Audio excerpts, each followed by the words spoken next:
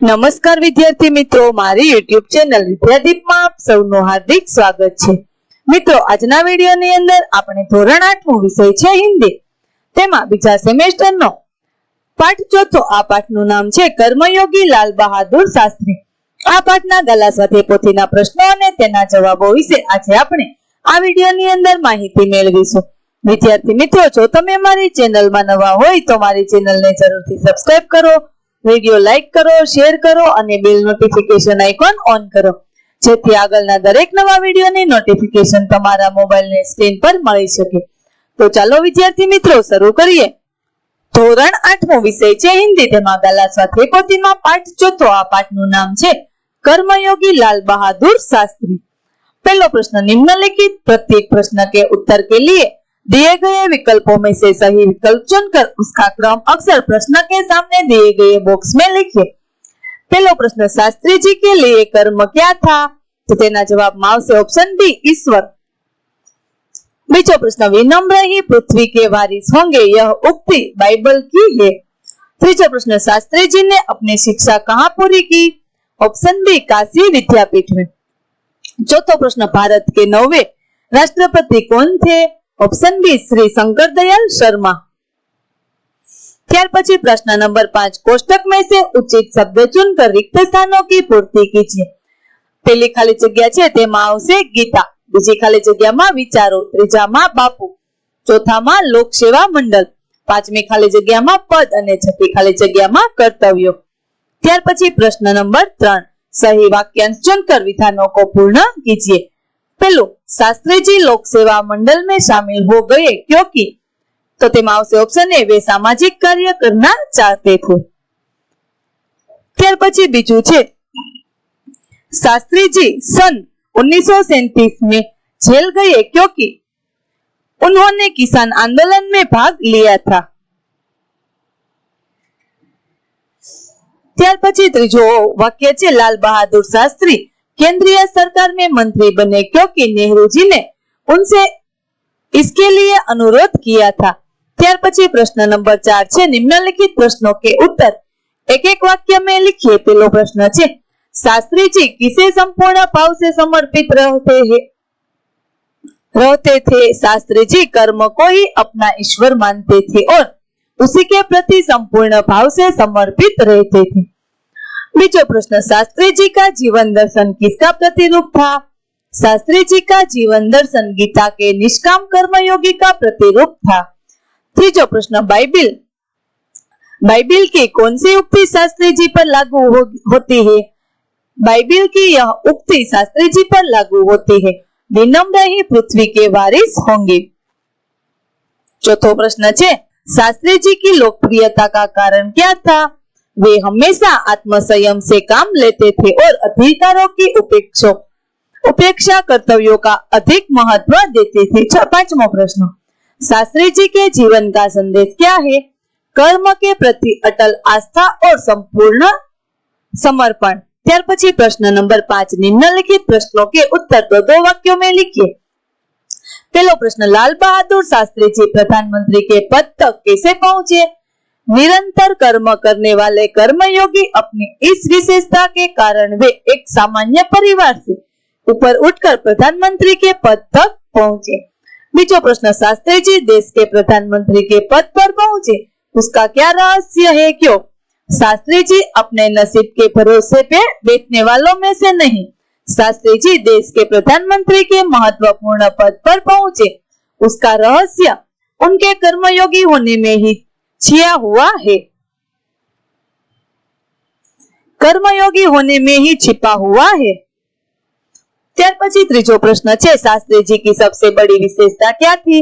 वे एक साधारण परिवार में पैदा हुए थे, उनकी परवरिश भी साधारण परिवार में हुई थी, वे प्रधानमंत्री बने तब भी वे साधारण ही बने थे।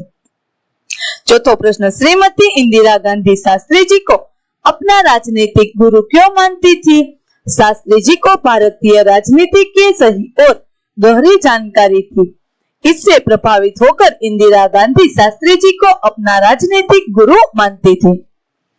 प्रश्न नंबर 6 है, निम्नलिखित प्रश्नों के उत्तर लिखिए। पहला प्रश्न, शास्त्री जी के नाम के साथ कर्मयोगी विशेषण लगाना क्यों उपयुक्त है? शास्त्री जी का सारा जीवन कर्ममय था। वे भाग्य पर बैठने वालों में से नहीं थे। वे कर्म शक्ति पर भरोसा करते थे। कर्म ही उनका ईश्वर था। इस प्रकार जीवन भर निष्काम कर्म में लगे रहने के कारण उनको कर्मयोगी विशेषण लगाना उपयुक्त था। बीजो प्रश्न, शास्त्री जी ने देश की किस आकांक्षा को पूरा किया? कैसे? पंडित नेहरू के मृत्यु के बाद शासन कुशलता पूर्वक संभाल कर शास्त्री जी ने देश की आकांक्षा पूरी की। चरित्र निर्मल था। अद्भुत संकल्प शक्ति थी। राष्ट्र को लाभ पहुंचे हर कर्म का एकमात्र उद्देश्य था। उनके यही गुणों के बल वे नेहरू की विरासत को संभालने और आगे बढ़ने का काम किया। तीजो प्रश्न है, लाल बहादुर शास्त्री पर गांधी जी के आदर्शों का क्या प्रभाव पड़ा? शास्त्री जी का जन्म एक साधारण परिवार में हुआ था और उसी में उनकी परवरिश भी हुई। प्रधानमंत्री जैसे ऊंचे पद पर पहुंचने पर भी वे सामान्य ही बने रहे। विनम्रता, सरलता, सादगी और जनसेवा की भावना उनके व्यक्तित्व के अभिन्न अंग बन गई थी। ये सारे गुण महात्मा गांधी के थे जो शास्त्री जी में अपने आप आ गए थे। गांधी जी की तरह उन्होंने अछूतोद्धार कार्यक्रम भी चलाया। इस प्रकार शास्त्री जी पर गांधी जी का गहरा प्रभाव पड़ा। चौथा प्रश्न, शास्त्री जी के संसदीय जीवन की शुरुआत कैसे हुई? शास्त्री जी में कार्य के प्रति गहरी निष्ठा थी। वे मेहनत करने की अदम्य क्षमता भी रखते थे।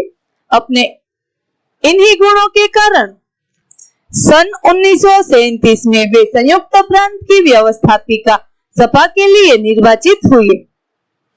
स्वतंत्रता प्राप्ति के बाद कई बार वे संसद के लिए चुने गए, परंतु उनको संसदीय जीवन की वास्तविक शुरुआत सन 1937 के निर्वाचन से ही हुई।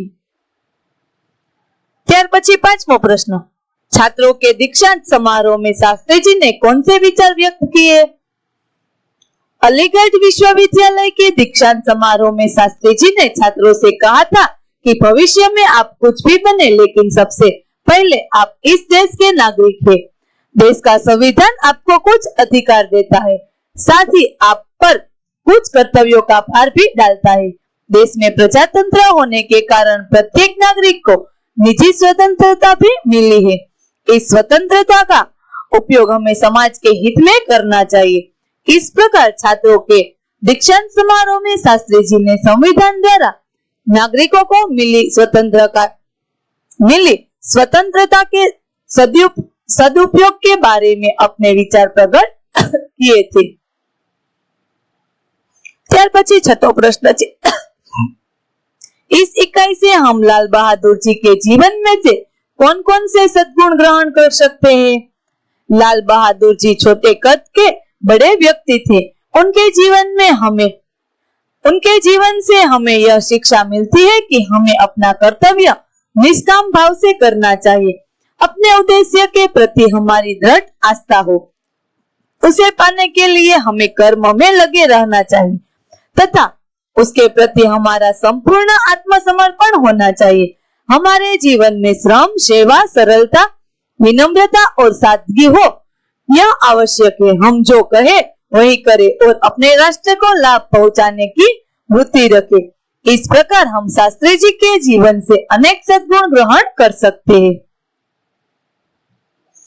सातमो प्रश्न है, निम्नलिखित कथनों का आशय स्पष्ट कीजिए। पहलू, शास्त्री जी को निष्काम कर्मयोगी कहना अधिक उचित है। शास्त्री जी के लिए कर्म ही ईश्वर था। बिना किसी फल की आशा के वे संपूर्ण भाव से कर्म में लगे रहते थे। जब भी उन्हें अपने कर्म का फल पाने के अवसर मिले, उन्होंने उनकी अपेक्षा की।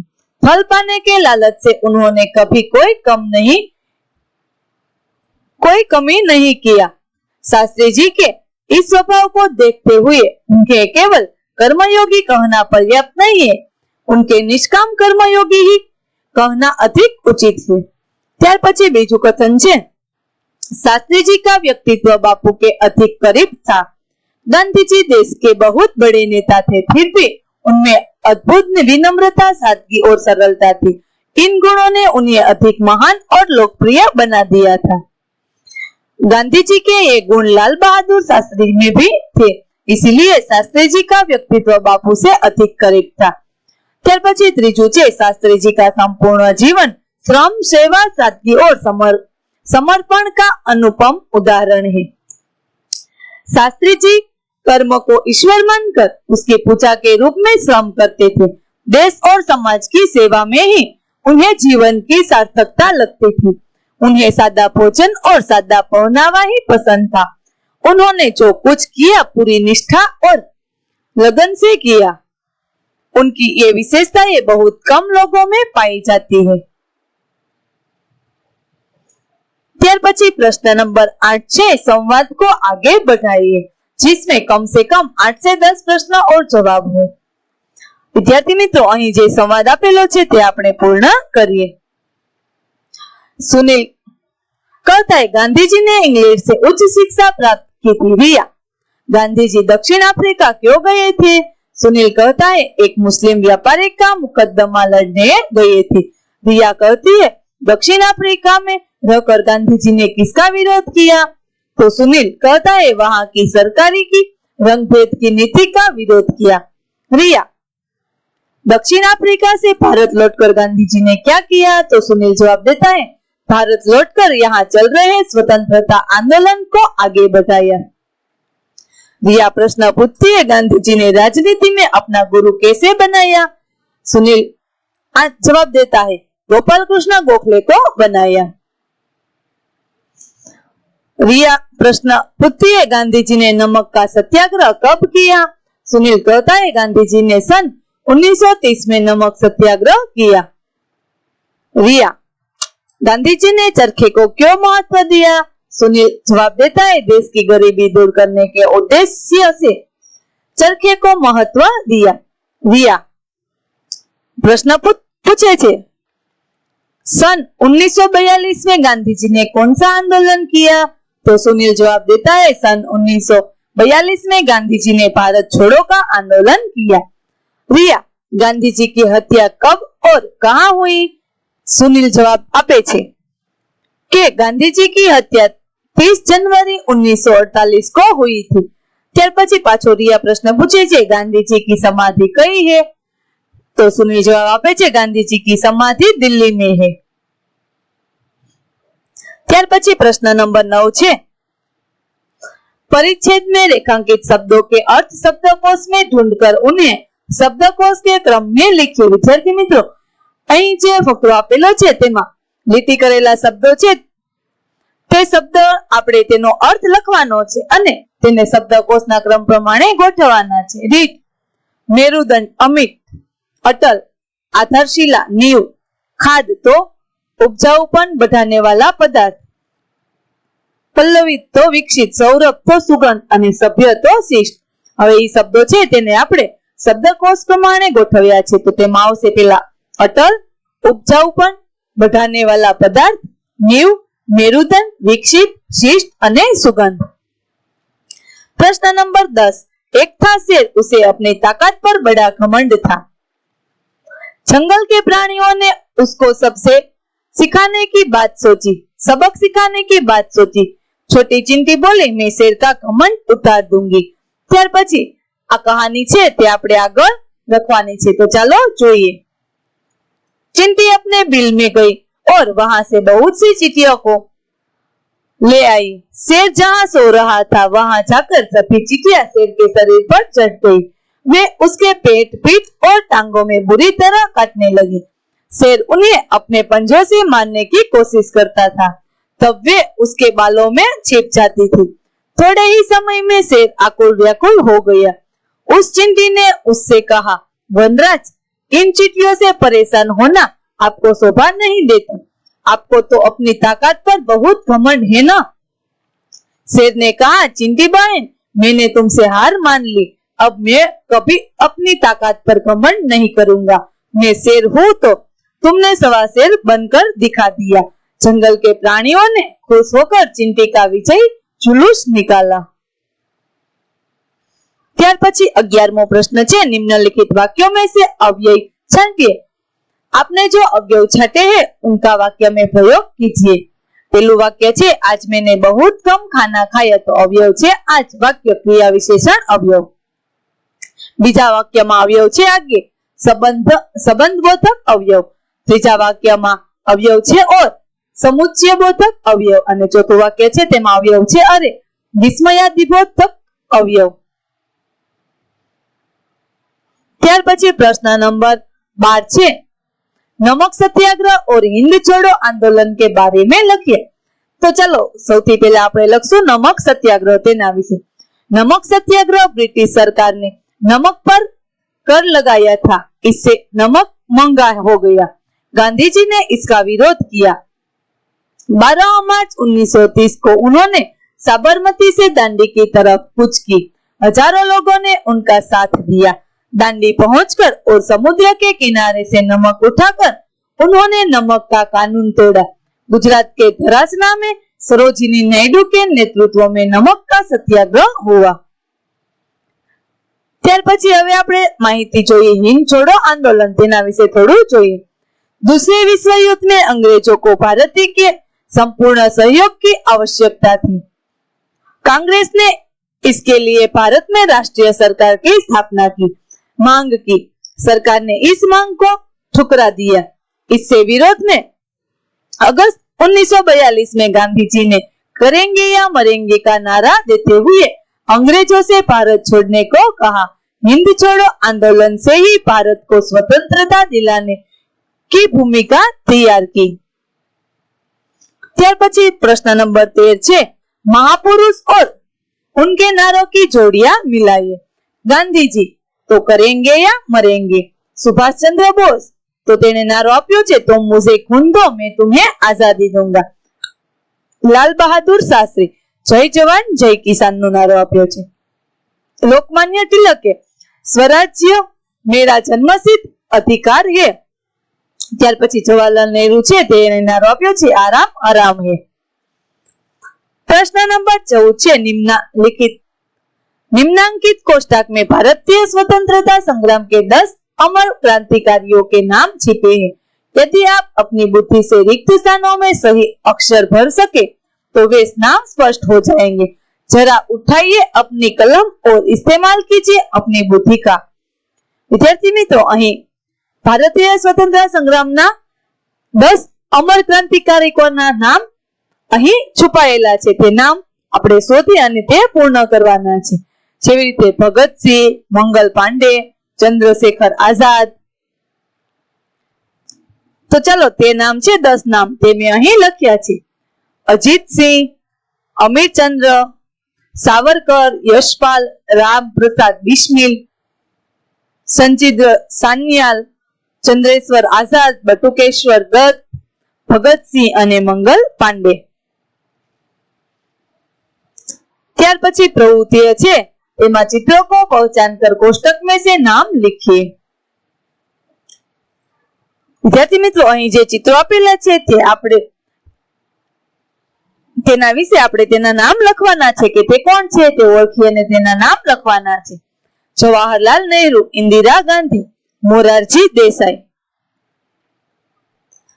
અટલ બિહારી વાજપેયી, નરસિંહ રાવ અને મનમોહન સિંહ। વિદ્યાર્થી મિત્રો, અહીં આપણે ધોરણ 8 નો વિષય છે હિન્દી, તેમાં ગાલા સ્વાધ્યાય પોથીનો પાઠ 4 કર્મયોગી લાલ બહાદુર શાસ્ત્રી। આ પાઠના ગાલા સ્વાધ્યાય પોથીના પ્રશ્નો અને જવાબો પૂરા થાય છે। આગળના પાઠના ગાલા સ્વાધ્યાય પોથીના પ્રશ્નો અને જવાબો મેળવવા માટે મારી ચેનલને જરૂરથી સબસ્ક્રાઇબ કરો। વિદ્યાર્થી મિત્રો, ફરી મળીશું પાઠ 5 ની અંદર। ત્યાં સુધી આવજો।